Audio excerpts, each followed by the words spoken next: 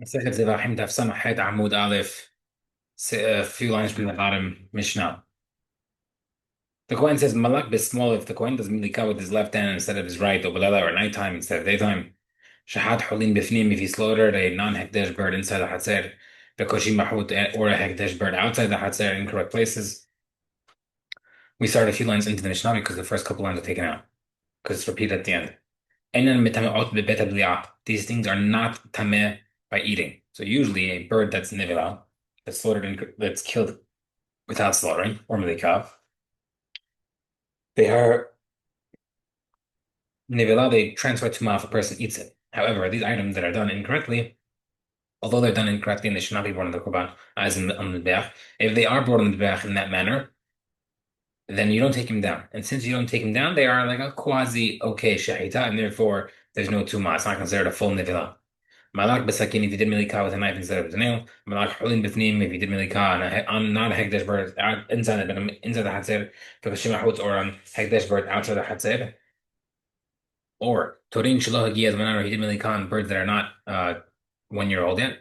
Ubnayana Shafaz Manan or a young pigeon that they're too old. Sheav Shagapel or the wing is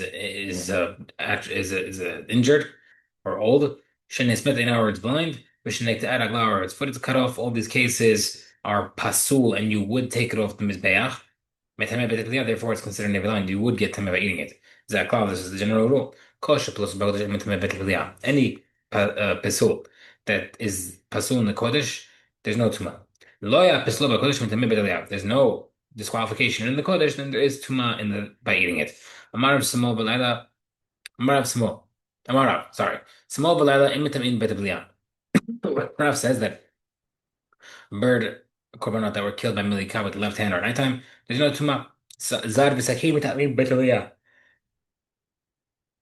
A non-coin that they milika or someone used a knife instead of the finger, that there is considered nivelan. There is tuma. The Gemara says 1 second. Why is left okay? Because sometimes we use left hand in Yom Kippur for certain avodot. But also nighttime. Also, time it's a good time because we use it also to burn the fats and limbs. Zarnami so how come also not going to also be kasher because he also is allowed to do shahita for regular animal.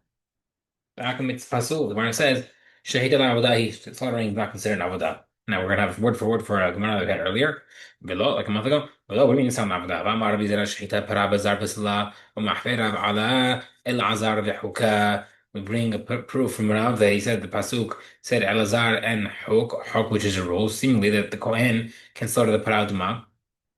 Must sort of the paraduma must be an avodah. The Gemara says shani parada which says paraduma is different because it's considered part of the Dash property. If a property of Bet HaMikdash it's not only property, it's funds used or owned by the upkeep of Bet HaMikdash. So if that is required for Kilna, so for sure, things that are sold in the Deach, for sure, would be considered Avodah. The Gemara says, Amarav Shisha Bered Rav Idi. Midi ahava moraot negaim. This is similar to the case of a guy who's checking sarat.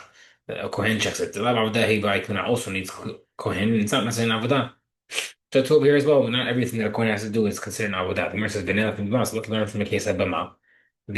Before we used to have the one official bama mizbeach. People used to have their personal mizbeachot, and we can learn from there that milika non kohen prevents tuma because it's eligible by the other bamot when they existed. The Gemara says. If we can't learn from Bama, it's different. Whereas the law, we're not. But then it says, how do you know this concept that if something was brought up that wasn't supposed to be, you don't take it down from his beach.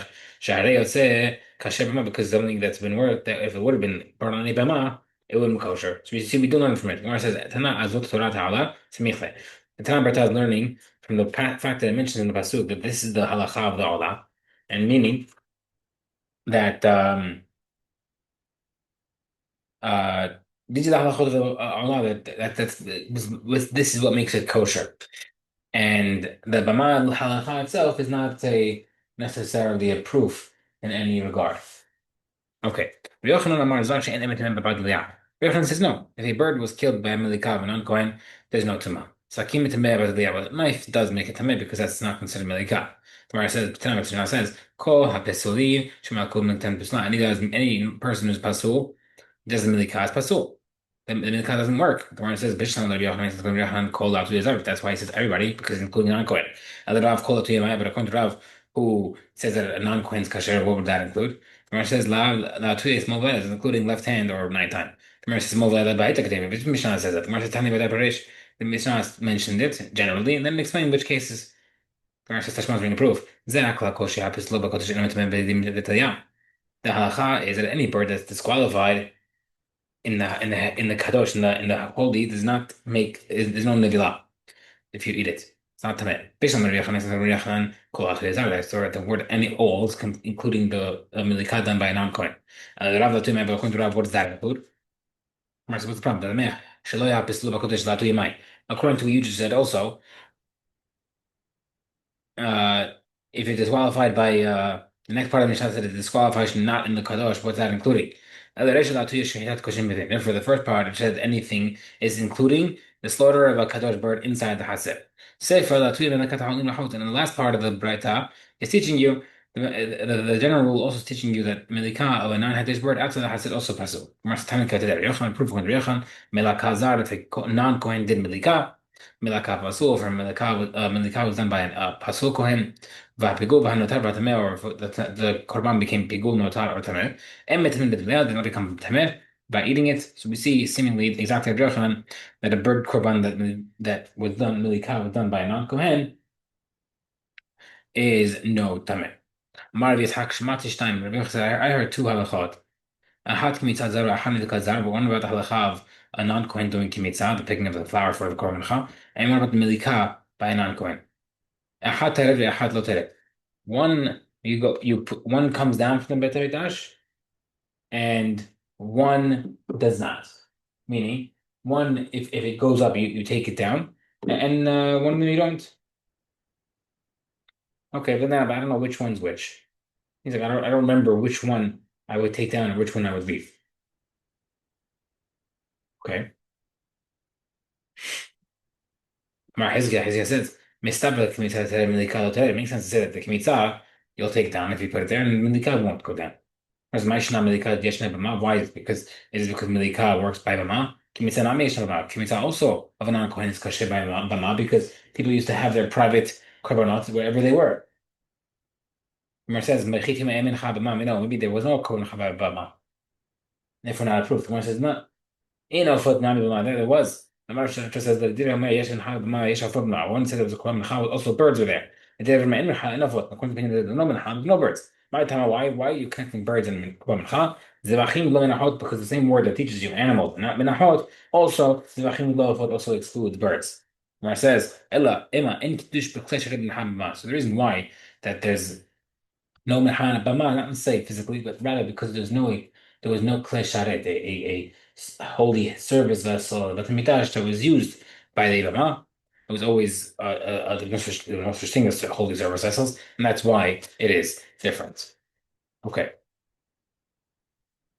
Malak is small, but I mentioned the Mishnah. The guy uses left hand or right hand. There's no tumat. One has ten, but another brother says, you would think that if the bird was killed through a wrongful milika inside the hatzer, you would still be tameh by eating it. If the person is nevila, only nevila, which is if done by milika, which even though milika was not good, it'll still count. It's still okay. There's no tumat. Where it says, maybe this is also considered nevila. You didn't do it correctly. Whereas Elatam Lamar, Terefa, Pasu says Terefa, which refers to um, a bird that had like an animal or a bird that has a defect that would have killed it.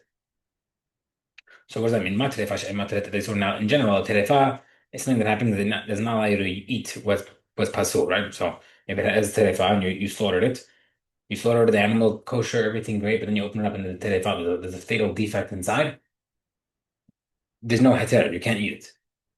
Of course, she'en materet the source, anything that else does not make the bird mutar is where the story that excludes milika, which does allow something to become mutar. Oh, therefore there's no tumah when you eat it. Have you amalek? Because Shima to say by the same halacha, same concept.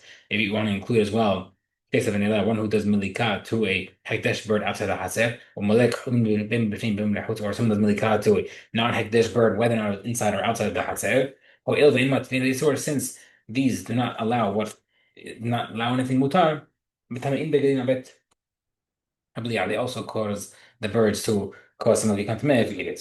Number nine, Tanida, the practice says, you might think that someone slaughters a non-Hajj bird into the Haser, because she been or a Kadosh bird into the Haser outside. I bet of also that if someone eats it, it will become Tameh.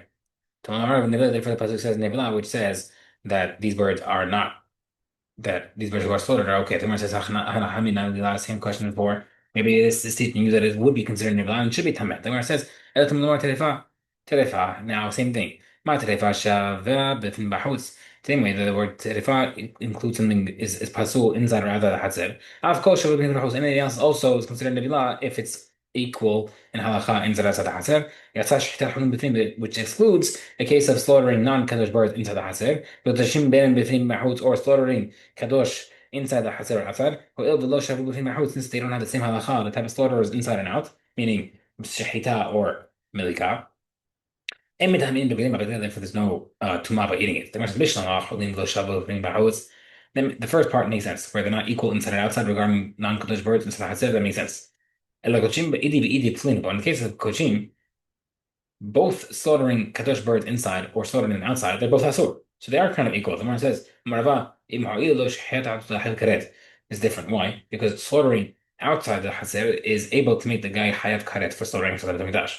Therefore, it's not enough to make him. Sorry, it's not enough to make it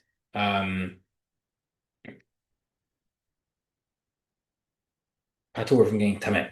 Gemara says, Ashkan hu penim minalan. Okay, I just proved we got a proof for Rava says why birds slaughtered outside is no tameh. Now we're no inside. The Gemara says halil within the house. But now we say it's outside, same thing inside. The Gemara says yeah himalak kodeshim bahutz namila. That's the case. Then someone does milika to a kadosh bird outside the hatzer. There should be no tamah. Because they're not equal inside and outside. The Gemara says we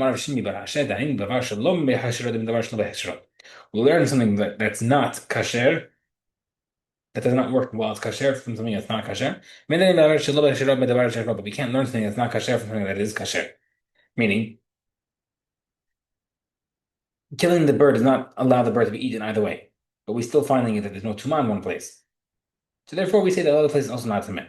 But to say that, to bring a proof from a place where the item is completely kosher to a place where it's not completely kosher, you can't bring proof from that because maybe the place that's kosher works because it's literally kosher. But if or not, it says, how do you know that if someone brings a korban, a piece of meat on the day, and it goes leads and you put it on the day, you don't take it down. Because this is also kasher by the Rabbah. Therefore, you don't take it down. So we see kind of learning a place from a pasuk where it says Tana azot olat ha'olah riba samichle. Okay, fine. We use the pasuk of this is the halacha of the olah, which includes pasuk korbanot that if it goes up doesn't go down, and also there's no tuma like we said in the other version.